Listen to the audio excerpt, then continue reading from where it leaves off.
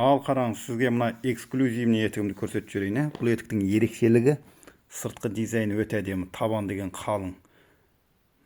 Ешқандай ызғар өткізбейді. Міне айландырып тігілген, шегеленген. Табан таймайды. Сырты сиырдың терісі, іші қойдың терісі, қойдың жүні. Көрдіңіз бе? Табанына осындай қалың қой терісінен жасалған ұлтырақ салам. Қазір салып киіп көрейін. Қалай болар екен.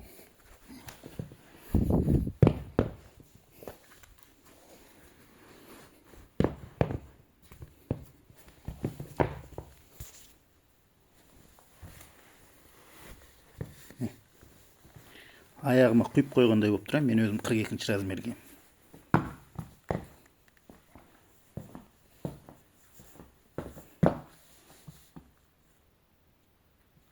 Даже мынау 43 киетін кісілерге де тар болады екен. 42 киетін кісі болса, идеальный болады екен ұлтырақпен. Егер қалың нәскимен десе, онда 41 киетін кісіге дәл болады екен.